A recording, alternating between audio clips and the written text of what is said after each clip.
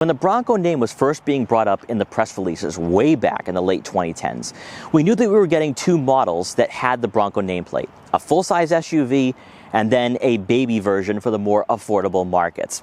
And what we have over the past 5 years is just that. We have a body-on-frame Bronco that is rugged, capable, pretty much taking over the segment against the Jeep Wrangler, and then the Bronco Sport, a very competitive and competent SUV at around $30,000 to $40,000. It's just that it's not body on frame, it's not as rugged, it's not as capable. Well, Ford is trying to remedy all of this because we now have new competitors in this segment from Subaru, from Hyundai, and Ford is saying, you know what, we're putting an end to this. Jeep isn't our rival anymore. They got rid of the Cherokee, they got rid of the Renegade. We're going to take over this segment. This is our time to shine. And with the Bronco Sport for 2025, it is most certainly more versatile than ever. In this video, we're going to check out what this model has to offer. We're going to check out the exterior, the interior, take it out for a quick test drive, and see why, if you are in the market for a rugged, fun, family-friendly crossover, then maybe taking a look at the Ford Bronco Sport might be a great decision. Now, before we get in this video, I want to give a huge shout and thank you to Acton Ford in Acton, Massachusetts for letting me come down here to check out the Ford Bronco Sport once again. Their link will be in the description below, so you can check out their extensive Ford inventory.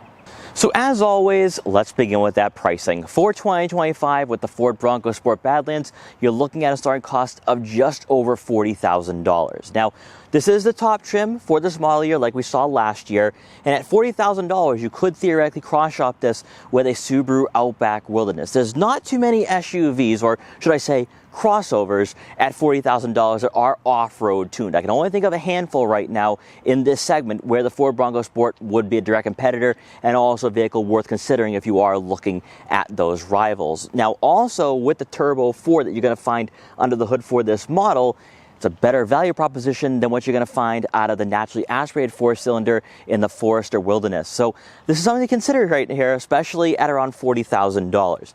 Now, as you can tell for this model, that yes, there is a bit of a mid-cycle refresh, that it does look a bit more sportier than it did before, but there are plenty of things that do carry over from last year. So let's dive right into the exterior design for this model and get acclimated with this new Badlands for 2025. Up front, you are going to receive full LED headlights and LED fog lights for better visibility at night or in adverse weather conditions. You're going to notice the carbonized gray grille like we saw with that big bend, and also the Bronco badge being stamped out on that front grille for that retro look here for this model. Now, with the Badlands though, and we saw this with the Big Bend since it had the black diamond off-road package, you are going to have a steel-plated front bumper giving you some two tow hooks here, so that way when you are going off-road you can get yourself out of those jams and those situations. But the Sasquatch package goes one step further, giving you a similar exterior appearance to that black diamond package where you are going to have a steel-plated rear bumper. So keep all this in mind. The Sasquatch package does give you a lot more off-road capability and versatility compared to what we have here for this standard Badlands. You're also going to notice the cladding for the lower portion of the front bumper, again helping out when you are taking on those trails and elements. Now, taking a look at the side profile, you are going to have 17-inch alloy wheels here that are wrapped in all-terrain tires. Now, all-terrain tires typically create a lot more road noise and harshness when going over the bumps and imperfections. We're going to find that out in a minute and see what this vehicle can do when we take it out for a quick test drive. But the all-terrain tires does give you a lot of capability right here compared to all seasons. So this would be a great trim to go with if you are an avid adventurer.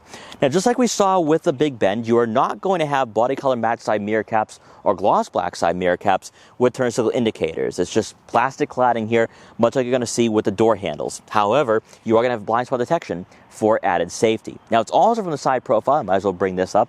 You do have a two-toned exterior design with a gloss black top, which looks really nice with our model today and also pretty classy for a vehicle like this. Now, as you make your way around to the back, this is really where nothing changes for 2025. Same taillight design, same Bronco Sport emblem out on the liftgate, and then of course you are going to have that trailer hitch. Now, with the trailer hitch for the Badlands, since you have the Turbo 4, you are going to have a towing capacity of 2,700 pounds, so just a bit better than that Turbo 3. You're going to notice the aggressive cladding here for the lower portion of the rear bumper, and then beneath that bumper you're going to have dual exhaust outlets that are tucked beneath there for that cleaner appearance. But still looks classy, still looks rugged, and also very retro. And while we're back here, might as well check out the cargo area for the Ford Bronco Sport. Now, with the Badlands, you're still going to have the ability to open up the rear window individually of the liftgate, giving you easy access to what's back here. So if you're on a camping trip or you're going hiking, you can just grab your bag and then be on your way. No manufacturer at $40,000 or even at around $30,000 with a Big Bend gives you this feature. So that is really nice to have. It's also a retro look and design for a vehicle in 2025. Now, unfortunately though, with the Badlands, and you would expect this for a vehicle at around $40,000, no power liftgate. So if you're looking at a CX-50 or a Forester or Outback Wilderness, you're going to have that power liftgate. That might be one thing to keep in mind here with the Bronco Sport. Now back here inside behind the second row seat, you're looking at right around 32.5 cubic feet of room, which is very competitive in this market. That would fall right in line with a Forester and Outback, and also that Mazda CX-50. So if you're looking for a vehicle that is practical and spacious, you're going to find that here with the Ford Bronco Sport. Now also back here you will have some smaller cubbies for some items such as a couple water bottles, car detail equipment, or maybe even a first aid kit. Then beneath the floor mat you will find a spare tire, a full-size spare tire. So if you encounter a flat on those road trips or travels, you can fix that and be back on the road.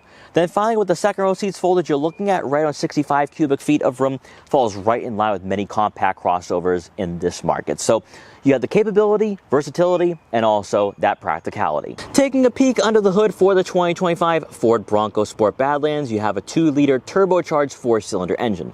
Producing 250 horsepower and 277 pound-feet of torque, it is paired with an 8-speed automatic transmission. Same setup as last year. It's just that we have new packages, we have a slightly new design here for this model, and then of course with the Badlands you get 8.8 inches of ground clearance. So more capability with this model, and also a powertrain that's probably more fun than that Turbo 3.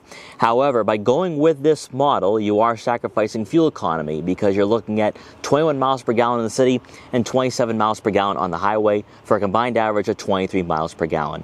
Now, when you are comparing that to body-on-frame SUVs, it's still better, it's still economical, but it is something to keep in mind here if you are looking at buying a Bronco Sport and you don't need the most capable off-roader here in this segment and price range. Going with the Turbo 3 might be the better choice. Now, just like we saw with the Big Bend, you are going to have 4-wheel drive here for this model for better year-round capability and versatility. But let's check out that new interior. Hopping inside the Bronco Sport Badlands for 2025, you're greeted by power adjustable heated leather trim seats for both the driver and passenger, with the driver's side having 3-position memory for added convenience. Now, unlike with the Big Bend, these seats are not as aggressively bolstered, I noticed. Now, they are a bit more comfortable and softer, but if you're going off-road, if you're taking on some of the elements, or you're going on those winding back roads on a road trip, you might be swaying around a bit in these seats. Do I think that's a major takeaway? No, not at all, but with the Sasquatch package, you're going to have those compelling reasons to go off-road. So I was expecting seats that would probably be better suited for those off-road excursions, but you can't have it all for a vehicle at around $41,000. Now, the rest of the interior layout is pretty much the exact same across all trims for 2025. You got that full digital gauge cluster, new infotainment system, also this nice premium wrapped steering wheel, which feels really nice in the hand. You have aggressive 10 and 2 and very firm 9 and 3 grips with paddle shifters to rotate the gears yourself with that 8-speed automatic transmission. Now, with that full digital gauge cluster, nothing is different here compared to the Big Bend, but it is different compared to that Escape and Ford Maverick. I will say that the resolution and quality is pretty good here for a vehicle at around $41,000. Better yet, it's the smaller details that I really like about this model. And one being the fact you have the Bronco Sport model in the center of the gauge cluster, but then it goes one step further. With each drive mode, the Bronco Sport changes colors. So it's those smaller details that I really like to see out of a vehicle from a mainstream manufacturer. Now, by using the buttons on the right side of the steering wheel, which is heated by the way, you can scroll through a variety of information. From here, you can check out your fuel economy statistics, your driver assistance features, and then also you can configure My View as well to throw in some other information that isn't pre-selected when you get your hands on this model.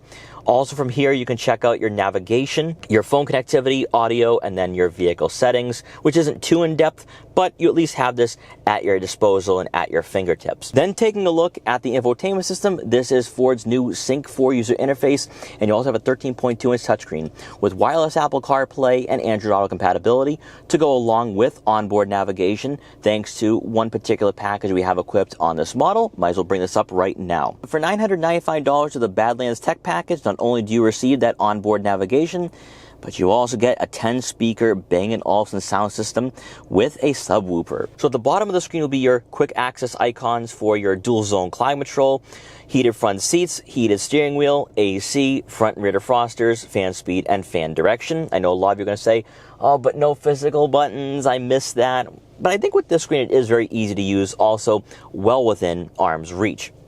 On the right side of the screen will be quick access icons for your apps, features, and settings. So with your apps tab, you can access YouTube here. So you can watch YouTube videos when this vehicle is stationary. Pretty cool to see.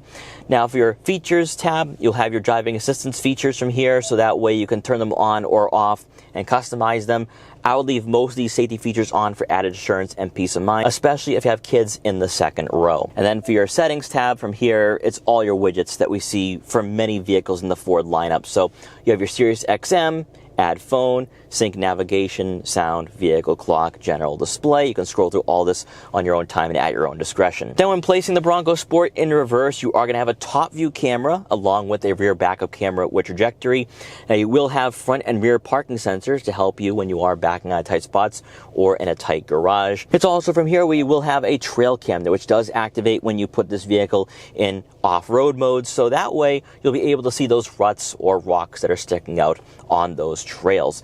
Now it's also with this rear backup camera where you will have a 180-degree view, giving you a lot of visibility here. So there's a long list of safety features that you have here with the Bronco Sport that I think does go a long way. Then continuing on for the rest of the interior, you will have a single row of buttons for your auto start stop, max AC, also your hazards, your park assist features. You can also turn off the screen to minimize the distractions, and you will have a button that activates your camera systems. Then on the right will be your volume knob as well. Beneath that, you will find a wireless phone charging pad to go along with another cubby for a smaller item or two, and you will have a USB-C and USB-A outlet.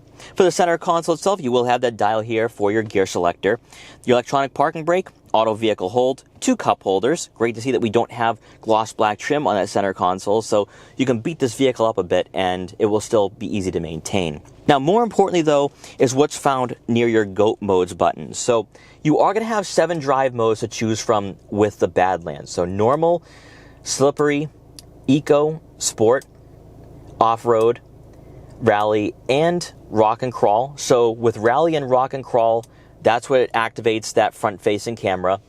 And also, just like we saw with the Big Bend, you have different colors that come along with each drive mode. But it does go one step further than that, because I'm a bit surprised here for the Bronco Sport. It doesn't necessarily make sense to me with this model being a unibody chassis or sitting on a unibody chassis.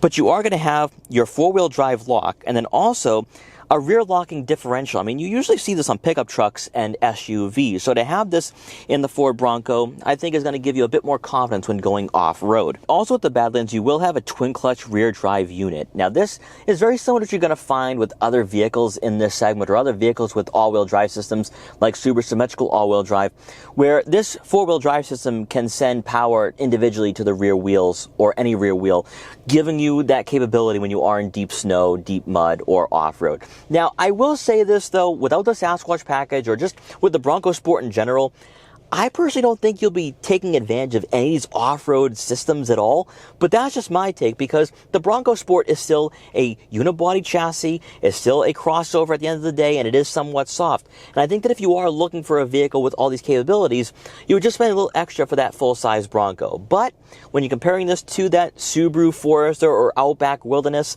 you're going to have better capabilities here. So the way I look at the Ford Bronco Sport for 2025 is that they've designed this vehicle to, 1, appeal to a younger consumer demographic, and then 2, to take on Subaru, because right now Jeep isn't really in this segment at all aside from the Compass, and there really isn't many competitors in this segment that are off-road worthy at around $40,000 or below that. So I just look at this model as being more capable and ready to take on other vehicles like that Wilderness in this segment. But you have all this at your disposal and at your fingertips.